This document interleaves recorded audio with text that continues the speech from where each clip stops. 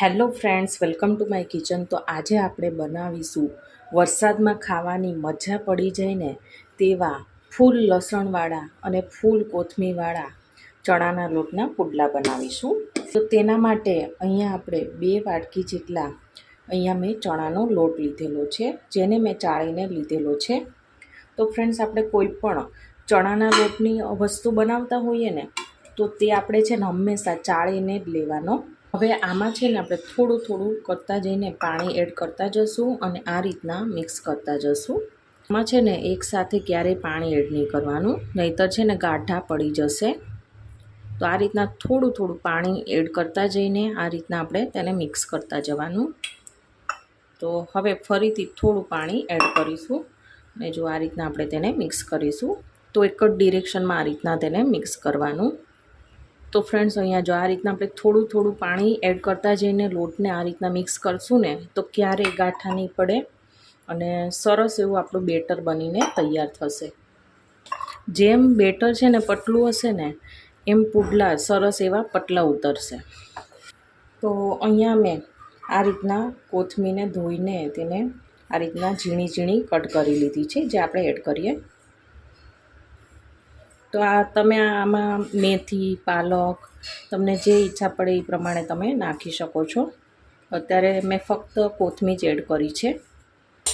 અને ફ્રેન્ડ્સ, અહીંયા જો મેં ખાવણી દસ્તામાં લગભગ 22 થી 25 નંગ જેટલી કળીને આ રીતના મેં અધકચરી વાટી લીધી છે, લસણની કળીને, જે આપણે એડ કરીએ. આમાં જેટલું લસણ હશે ને એટલું તમને આ પુડલા છે ને ખૂબ જ સરસ લાગશે, ખાવાની ઓર મજા આવશે. વરસાદમાં કેવું કે આ રીતના ચડિયાતા આપણે આ મરી મસાલા નાખીએ ને એટલા જ આપણને ખાવાની ખૂબ જ મજા આવતી હોય છે.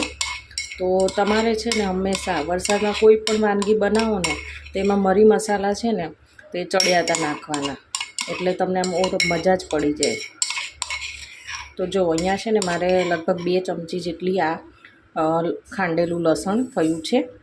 આમાં હજી થોડું ચોટ્યું છે, થોડું પાણી એડ કરીને બધું જ આપણે લઈ લઈએ.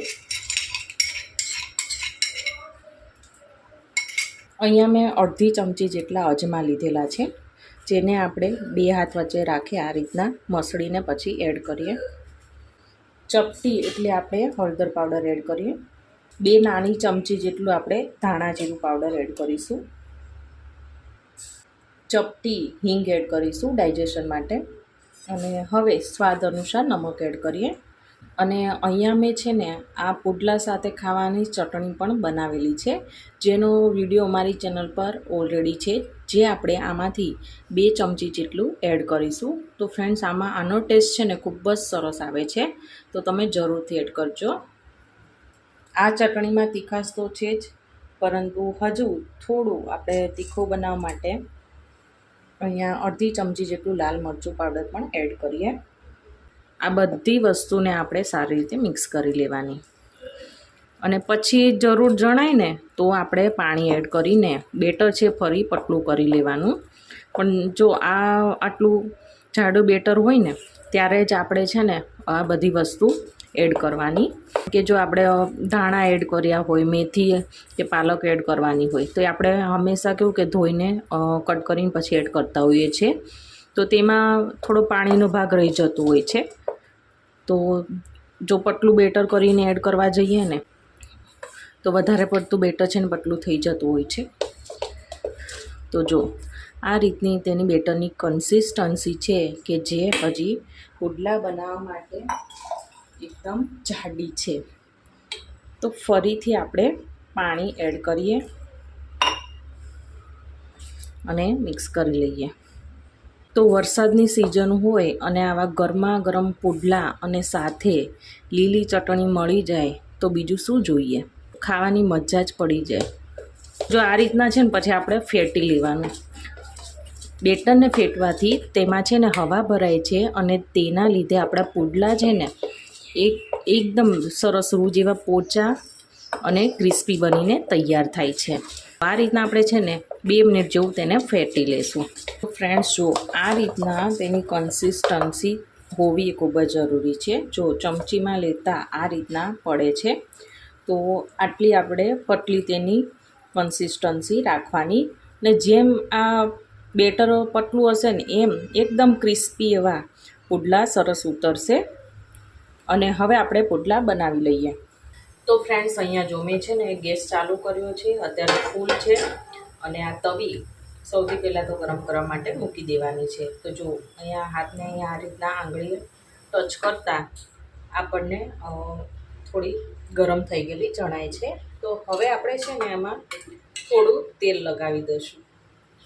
તો અત્યારે મેં છે ને આ ઢોસાની તવી લીધેલી છે, કેમ કે તેમાં જ સરસ એવા પુડલા ઉતરશે અને ચીપકશે નહીં. તો તમે ગમે ત્યારે પુડલા બનાવો ને ત્યારે આવી રીતના ઢોસાની તવી લેવાની. તો જો આવી રીતના બધી સાઈડ છે ને આપણે તેલ લગાવી દઈશું. અને અત્યારે મેં ગેસની ફ્લેમ છે ને ધીમી કરી દીધી છે. અને આપણે જે બેટર રેડી કર્યું હતું ને, તો એક મોટા ચમચાથી આ રીતના આખો ચમચો ભરી અને પછી વચ્ચે આ રીતના તેનું બેટર છે ને એ આપણે પાથરીશું. અને ચમચાથી આ રીતના ગોળ ગોળ ફેરવતા જઈને પુડલું છે તેને આપણે રાઉન્ડ શેપ આપીશું. જો ફ્રેન્ડ્સ, જો આ રીતના વચ્ચે વચ્ચે તૂટતું જાય ને તો આવી રીતના બેટરને થોડુંક આપણે પૂરી દેવાનું, એટલે છે ને એકદમ સરસ એવું પુડલું બનીને તૈયાર થશે. તો જો, અને હવે આપણે ગેસની ફ્લેમ છે ને ફૂલ કરી દેવાની. તો જો આ રીતના હાવ કોરું થઈ જાય ને પછી આપણે ફરતી સાઈડ છે ને થોડું થોડું આપણે તેલ નાખીશું અને વચ્ચે થોડું આપણે તેલ ઉમેરીશું, એટલે પુડલું છે ને એકદમ સારી રીતે ઉતરશે. બિલકુલ આમાં ચીપકશે નહીં. તો અત્યારે બહાર વરસાદ પડી રહ્યો છે અને અમારા ઘરના સભ્યો બધા પુડલાની વેઇટ કરી રહ્યા છે. તો અહીંયા છે ને જો આ રીતના ફૂલવાઈ લાગ્યું છે. તો હવે આપણે તાવીતાથી બધી સાઈડ તેને આ રીતના પલટાવી દઈશું. અને જો આ રીતના તેને સાઈડમાંથી પહેલાં કરી દેવાની. અને હવે જો આખો પુડલો આ રીતના આ તવીથી અલગ થઈ જાય ને એને પછી આપણે આ રીતના પલટાવી દેવાનું. આ રીતના આપણે ગોળ ગોળ ફેરવી દઈએ એટલે જે કંઈ સાઈડમાં ઓઇલ છે બધું જ છે એ પુડલામાં આવી જશે અને પુડલું છે એકદમ સરસ એવું બનીને તૈયાર થશે. હવે જો અહીંયા તો મને ચડેલું જણાય છે, તો ફરીવાર આપણે તેને પલટાવીશું. અને એક સાઈડ જે કંઈ ઓલી કાચી હતી ને તો એ પણ સરસ એવી ચડી જશે. તો તાવેતાથી આ રીતના આપણે પ્રેસ કરી દઈએ. અને ગેસની ફ્લેમ છે અત્યારે મેં એકદમ ધીમી રાખી છે. તો હવે બીજી સાઈડ પલટાવી દઈશું. તો પુડલામાં બીજું કંઈ હોતું નથી. જો બેટર તમારે એકદમ બરાબર બન્યું હશે ને તો તમારે ક્યારેય પુડલા ચીપકશે નહીં અને ક્યારેય તૂટશે નહીં. એકદમ સરસ એવા બનીને તૈયાર થશે. તો જો આવી રીતના છે ને આપણે થોડું પલટાવીને તેને શેકીશું ને એટલે જે કંઈ કાચું હશે ને એ સરસ ચડી જશે. તો જો 3 થી 4 વાર પલટાવીને આપણું પુડલું છે એકદમ સરસ એવું તૈયાર થઈ ગયું છે. તો હવે આપણે તેને એક ડીશમાં કાઢી લઈએ. અને હવે બસ આવી જ રીતના બીજું પુડલું છે પણ આપણે ઉતારીશું. પણ જ્યારે બીજું પુડલું તમે આમાં બેટર પાથરો ને તો થોડું એવું અહીંયા ઓઇલ આપણે લગાવી દઈશું. અને બેટરને આ રીતના મિક્સ કરી અને ચમચો ભરી અને પછી આ રીતના આપણે તેને બેટરને પાથરવાનું છે. તો જો વરસાદની લાઇટ પણ જતી રહી છે અને મારો દીકરો પણ ઉઠી ગયો છે. કેટલી સરસ એવી આમાં જાળી પડી છે. જો પછીના પુડલા છે ને એકદમ સરસ એવી તૈયાર થશે, આવી રીતના જાળીદાર તમે અહીં જોઈ શકો છો. તો ગેસની ફ્લેમ આપણે ફૂલ કરી દીધી છે. તો આ રીતના આપણે આખી તવી પર તેને આ રીતના ફેરવીશું એટલે જે કંઈ સાઈડમાં તમને ઓઇલ દેખાય છે બધું જ આમાં આવી જશે અને પુડલું સરસ બનીને તૈયાર થશે. તો અહીંયા જો આટલી થોડી ડિઝાઇન આવી જાય ને એટલે મેં અહીંયા પુડલું છે એ તેની સાઈડ પલટાવી દીધી છે. તો બીજી સાઈડથી પણ તેને શેકી લઈએ. ફૂલ લસણ આપણે નાખ્યું છે ને તો આખા ઘરમાં આમ લસણની ચણાના લોટની આ સરસ એવી સુગંધ આવી રહી છે. એકદમ સરસ એવી ડિઝાઇન સાથે આ પુડલું છે એ તૈયાર થયું છે. થોડું ઓઇલ ઓછું છે તો થોડું નાખીએ ઉપરથી. આવું કોરા તો નહીં ભાવે, થોડા ઓઇલ તો આપણે નાખવું જ પડે. અને જો તમે ડાયટિંગ કરતા હોય તો તમે ઓઇલ ફ્રી પણ પુડલા બનાવી શકો છો. તો જો આ પુડલું પણ સરસ એવું બનીને તૈયાર થઈ ગયું છે. તો જો આવી રીતના બીજા બધા પુડલા છે એ પણ આપણે બનાવી લઈશું. તેને પણ આ પ્લેટમાં કાઢી લેશું. તો ફ્રેન્ડ્સ, અહીંયા જો આપણા આ પુડલા બનીને તૈયાર થઈ ગયા છે.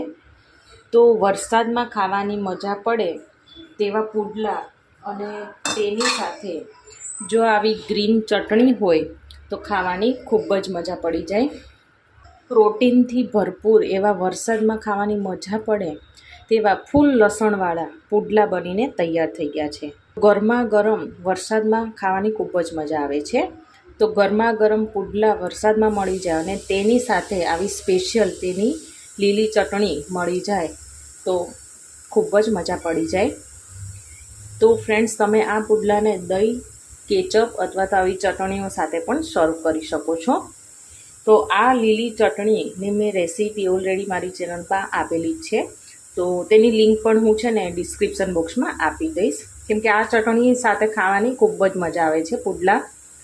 તો ફ્રેન્ડ્સ, આજની મારી આ સિમ્પલ અને સોબર રેસીપી કેવી લાગી એ મને કમેન્ટ સેક્શનમાં જરૂરથી કહેજો.